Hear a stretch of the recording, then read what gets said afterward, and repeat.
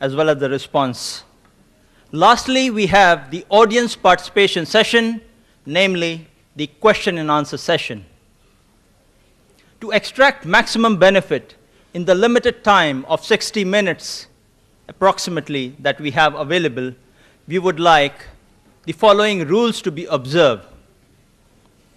Your question should be only on the topic, the Quran and the Bible in the light of the subject of science.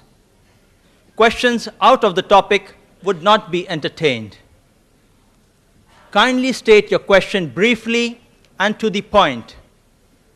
This is not a lecture time, neither a counter question time for the questioners.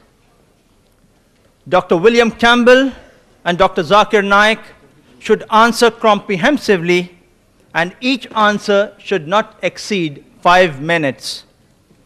4 mics have been provided in the auditorium for the questions from the mics. 2 next to the stage for the gents, and 2 in the rear of the center aisles for the ladies. Those who would like to put forward a question to Dr. William Campbell may kindly queue up behind the mics on my left, gents in the front, ladies in the rear, and those who would like to put forward a question to Dr. Zakir may kindly line up behind the mics on my right, gents in the front, and the ladies in the rear. I would like the audience in the balcony to kindly excuse us. We are happy that this is a full session, jam-packed hall, but we request you to kindly take the trouble to come down to the mics if you'd like to put forward a question. Only one question at a time may be put forward. If you have a second question, you would have to line up behind again to put forward your second question.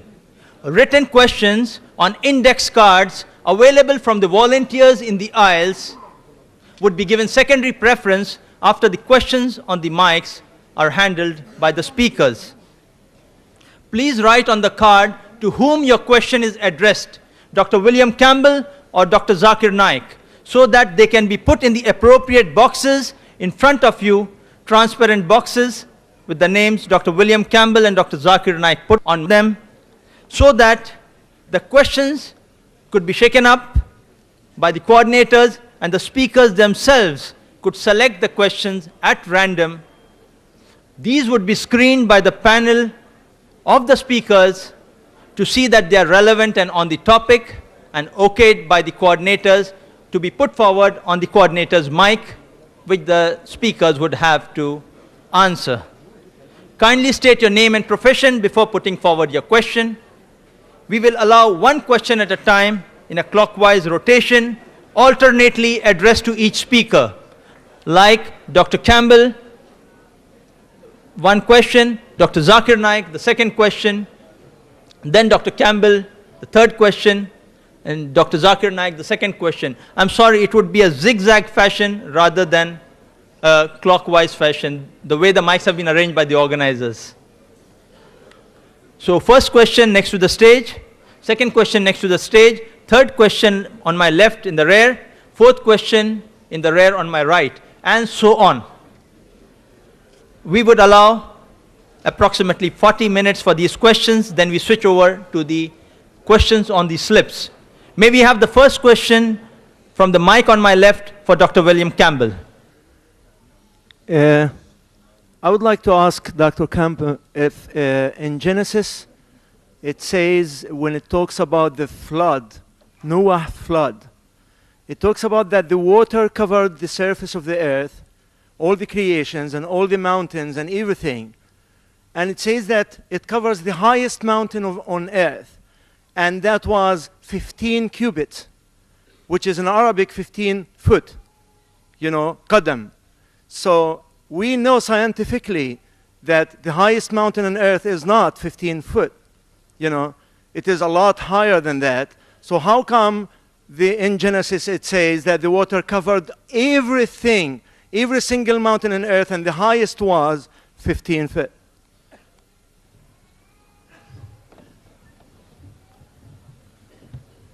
Thank you for your question. I think it's saying that that is above the highest mountain. If the highest mountain is 3,000 meters, well, then then it's 15 feet or 15 foot above it.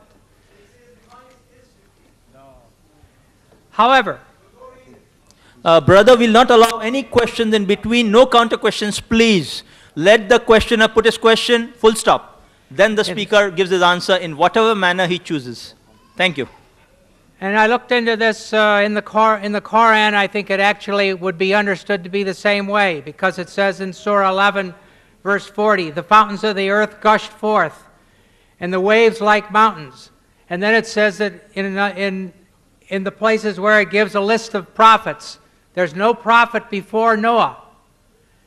I know Adam can be a prophet, but so Noah is listed. And I think that it says in the Quran too that the whole world was covered. Yes, brother.